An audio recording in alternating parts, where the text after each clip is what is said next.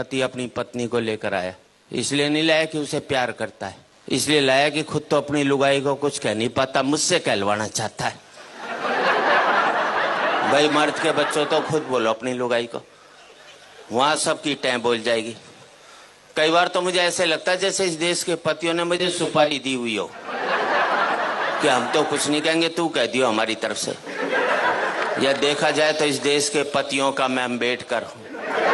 ये बेचारा शोषित समाज जो आज तक ऊपर नहीं उठ सका, इसको मेरे जैसे ही संतों की आवश्यकता है। इस देश के पतियों को एक संत मिला है, इसके लिए उसका स्वागत कर सकते हैं। बोलो पत्नी नहीं देखे बस इस हिसाब से ताली बजाओ। और वैसे भी देखा जाए तो आजकल मार्केट में बहुत संत घूम रहे हैं, और दूसरे शब्द में कहूं तो मार्केट वाले संत घूम रहे हैं। जिस संत के पास जाओ एक ही बात कहेगा, माया त्याग दो। बोले क्या करें? बोले मुझे दे दो। हर एक चाहता है वो तो करोड़पति बन जाए और आप बाबा जी बन जाओ। लेकिन मैं इतना ही कहना चाहता हूं, अभी मैं अमेरिका गया, मैंने वहां देखा पति पत्नी बहुत प्यार करते हैं। सड़क पर चलते चलते प्यार कर लेंगे, ट्रेन में बैठे बैठे प्यार कर लेंगे। हिंदुस्तान में तो पति सारा घर में प्यार नहीं करता, बाहर के तो बात छोड़ दीजिए। इतना प्यार करते हैं अमेरिका में पति पत्नी की उनका प्यार का कोटा 2 साल में पूरा हो लेता है, फिर वो तलाक ले लेते हैं। हिंदुस्तानी पति पत्नी सुबह प्यार करेंगे, शाम को माथा फोड़ लेंगे, तो जिंदगी भर प्यार का कोटा पूरा ही नहीं हो पाता। इसलिए हमारे यहाँ कहते हैं 7 जन्मों तक साथ निभाएंगे, क्योंकि हम एक जन्म में प्यार का कोटा पूरा नहीं कर सकते।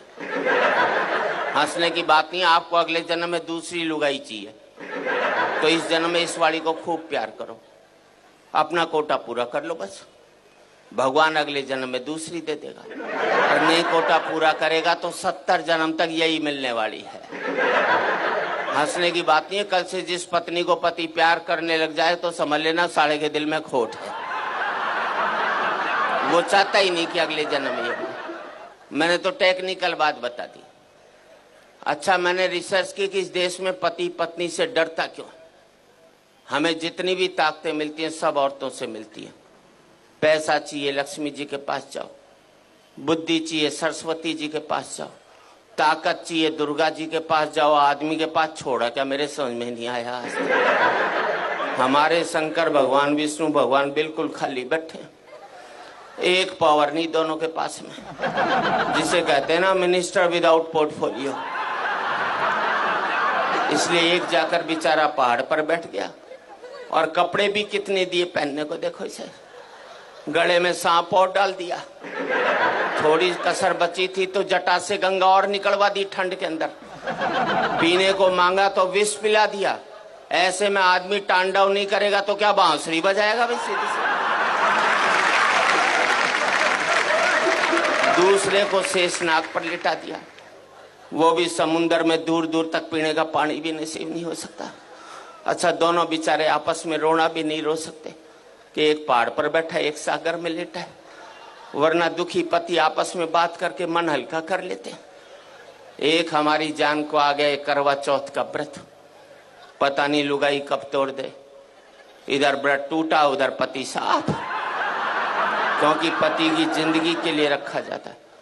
इस देश में 100 व्रत ऐसे हैं कि पत्नी नहीं रखे तो पति की सेहत खराब हो सकती। एक व्रतशाला ऐसा नहीं बनाया जो पति नहीं रखे तो लुगाई के जुकाम भी हो जाए। तो हम तो बल्ला भी नहीं निकाल सकते। अभी करवा चौथ को घराली बोली सोने का सेट दिला, मैंने कहा मैं तो नहीं दिलाता। बोले व्रत तोड़ू के? अंदर से रोटी ले आई, बोले ला रहा है कि अभी खाऊं? मैंने प्राण जाएंगे ले आया। विदेशों में करवा चौथ के व्रत होते नहीं, इसलिए वहां तलाक हो जाते। अभी मैंने ब्याह की 25वीं वर्षगांठ मनाई, अमेरिका में होता तो 25वीं लुगाई की मना रहा होता, करवा चौथ नहीं होता ना वहां। हमारे यहाँ पति पत्नी तो रेल की पटरी की तरह, मिलो मत साथ जरूर चलना पड़ेगा। अलग इसलिए नहीं हो सकते कि बच्चे स्लीपर बनकर दोनों को जकड़े हुए हैं, ना इसको इधर जाने देते हैं ना उसको उधर जाने देते। अच्छा, इस देश में हर एक पत्नी पति को एक धमकी जरूर देती है, मैं तो बच्चों की वजह से टिकी हुई हूं, वरना कब की निकल जाती। अब मैंने अपनी लुगाई से कहा, मैंने देख सारे बच्चे ब्याह लिए, अब तो निकल ले, बोले ना जरा पोते का ब्याह और देख लो, उसने कभी नहीं निकलना। और मैं आप सबसे एक ही बात कहना चाहता हूं, जिन परिवारों ने ये बच्चों के स्लीपर मजबूत रख लिए वो पति पत्नी इकट्ठे रह गए, जिनके ये स्लीपर कमजोर हो गए वो पति पत्नी भी अलग अलग।